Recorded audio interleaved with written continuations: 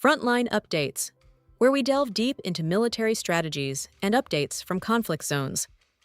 Today, we're discussing the progress of the ongoing special military operation as of today. I'm your host, Sharifa Muhammad MGT. I'm Colonel A.C. Oguntoye, an infantry officer.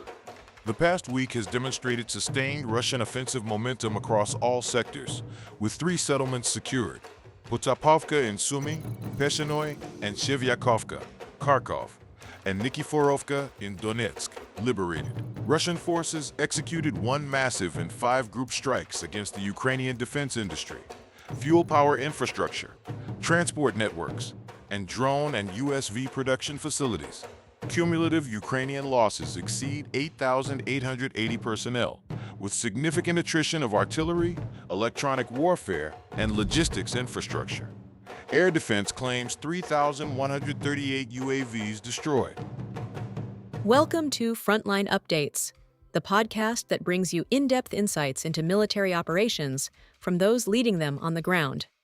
Today, we're joined by Colonel A.C. Oguntoye, an infantry officer monitoring critical missions on the progress of the special military operation as of today. Colonel Oguntoye, thank you for being with us. Thank you. It's good to be here. Colonel, let's start with the big picture. 4 settlements in 1 week across 3 regions. What does this tell us about Russian operational momentum? This is a significant acceleration. For months, territorial gains were measured in individual villages, sometimes weeks apart. This week, Russian forces took 4 settlements across 3 regions: Sumy, Kharkov, and Donetsk. What changed? Not the quality of Ukrainian soldiers. They remain determined. What changed is the cumulative effect of the attrition we've been tracking. Week after week, Russian forces have been destroying Ukrainian artillery, electronic warfare stations, ammunition depots, and drones. Week after week, Ukrainian capability has been degrading. This week, that degradation reached a threshold. Ukrainian artillery had fewer shells. Their reconnaissance had fewer drones. Their communications were less secure. Their counterbattery radar was degraded. So when Russian forces advanced, the defenses that should have stopped them weren't there. 4 settlements in 1 week is not a breakthrough. It is the result of systematic preparation. Let's move to the northern sector, where Russian forces secured 3 settlements: Potapovka in Sumy, Peshenoy, and Shevyakovka in Kharkov. The weekly numbers show 1,620 Ukrainian losses, 49 depots destroyed, and 7 electronic warfare stations neutralized. What made these gains possible? 3 settlements in 1 sector in 1 week is extraordinary. The northern sector has been relatively quiet in terms of territorial gains. This week, that changed. Look at the numbers that made it possible. 49 depots were destroyed in this sector alone in 1 week. That means Ukrainian units around Potapovka, Peshenoy, and Shevyakovka were running short of ammunition, fuel, and supplies. 7 electronic warfare stations neutralized means their communications were degraded, their drone defense compromised. The unit mix tells the story: 4 mechanized brigades, motorized infantry, assault, airmobile, air assault, territorial defense, and National Guard. That's everything Ukraine has thrown into 1 sector. And despite all that combat power, 3 settlements fell. The western sector shows 1,280 Ukrainian losses, 5 tanks destroyed, 31 armored fighting vehicles, 17 depots, and 3 electronic warfare stations. What stands out to you in this sector? 5 tanks in 1 week is significant. Tanks are the backbone of mechanized warfare. They're hard to kill and harder to replace. Losing 5 in 1 sector in 1 week means Ukrainian armored capability there has been severely degraded. 31 armored fighting vehicles. That's not just attrition, that's the destruction of mechanized combat power. These are the vehicles that move infantry, provide fire support, and enable maneuver. 17 ammunition depots means the units that survived are running short. 3 electronic warfare stations means their ability to jam Russian drones and protect their communications is compromised. The western sector had been relatively quiet, This week, Russian forces identified a weakened sector and exploited it. The southern sector liberated Nikiforovka and Donetsk. The numbers show 1,210 Ukrainian losses, 21 armored fighting vehicles, 22 artillery guns, 31 depots, and 11 electronic warfare stations. Why was this sector able to produce a territorial gain? The southern sector demonstrates the compounding effect of sustained pressure. Look at the numbers. 22 artillery guns destroyed means Ukrainian fire support degraded. 31 depots means logistics crippled. 11 electronic warfare stations means communications disrupted. When you combine all of that, Ukrainian defenses don't just weaken, they collapse in sections. That's why Nikiforovka fell. The unit list includes 4 mechanized brigades, motorized infantry, assault, mountain assault, air mobile, and a marine brigade. These are some of Ukraine's best units, and they lost Nikiforovka anyway. The center sector recorded the highest weekly casualties, 2,395 Ukrainian personnel lost, 63 armored fighting vehicles, 21 artillery guns, 10 electronic warfare stations. What made this sector so intense? The center sector has been the hottest for weeks, and this week it produced the highest casualties by a significant margin. 2,395 personnel lost in 1 week is catastrophic.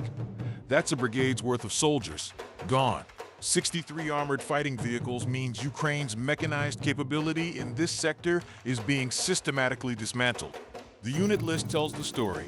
3 mechanized, airmobile, infantry, air assault, 2 assault regiments, marine, territorial defense, 2 National Guard brigades. That's everything Ukraine has. Professional units, elite units, internal security forces, all being fed into the same meat grinder. And despite all that, Russian forces took more advantageous positions. The attrition in the center sector has reached the point where Ukraine can't hold ground even when committing every available unit. The eastern sector advanced into the depths of enemy defense, with 2,000 AUC3I Ukrainian losses. The unit list includes 2 air assault brigades, an assault brigade, 3 assault regiments, a marine brigade, and a National Guard brigade. What does that tell you?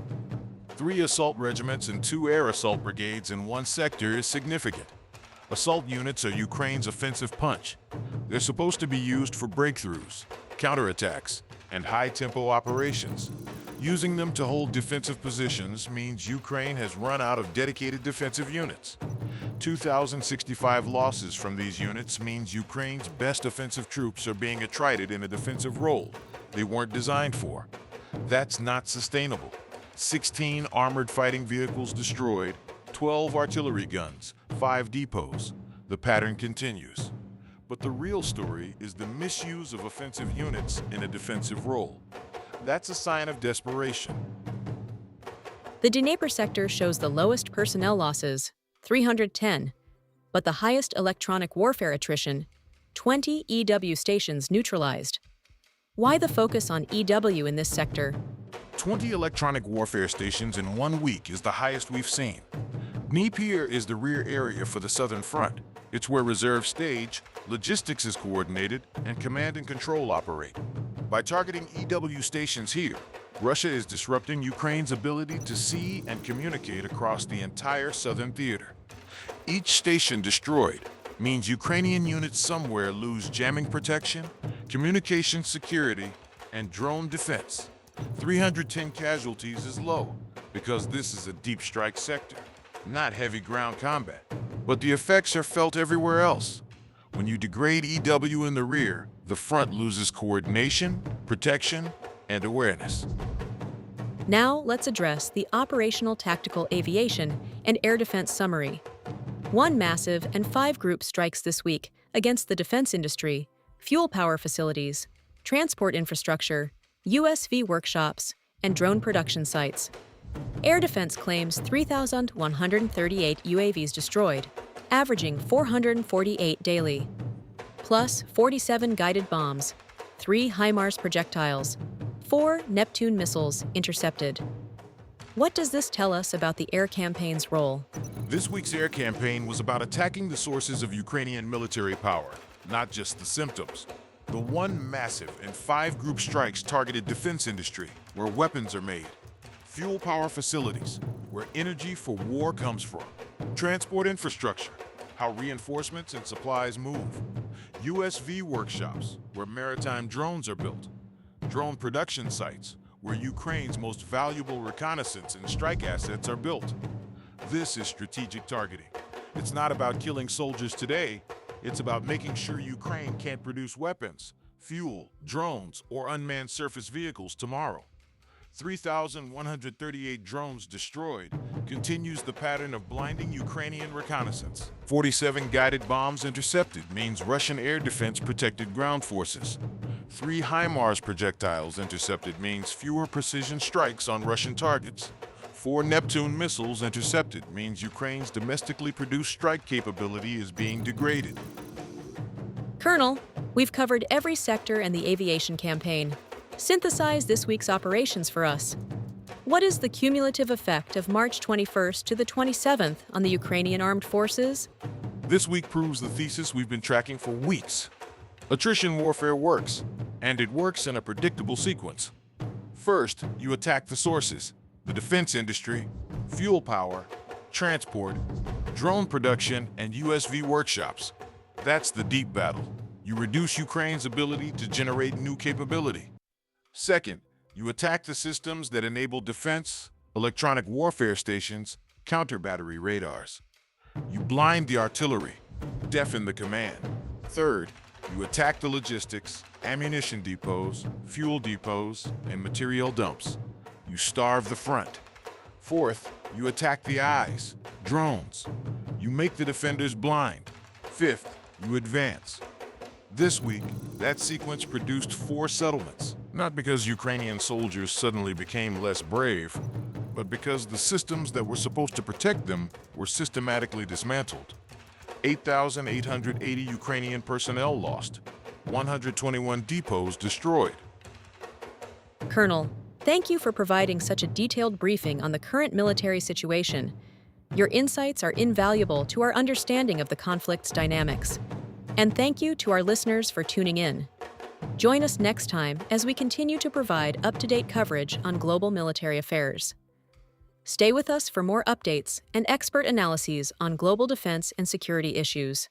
Stay informed, stay secure. Thank you for the opportunity. I want to emphasize that 51 electronic warfare stations were neutralized, 85 artillery guns were destroyed, 3,138 drones eliminated, and 4 villages on the map. The cumulative effect is that Ukraine is being forced to defend with degraded capability across every domain: artillery, reconnaissance, communications, and logistics. And that degradation is now visible on the map. 4 settlements in 1 week is proof. This has been Frontline Updates. Subscribe for daily military briefings and in-depth strategic analysis.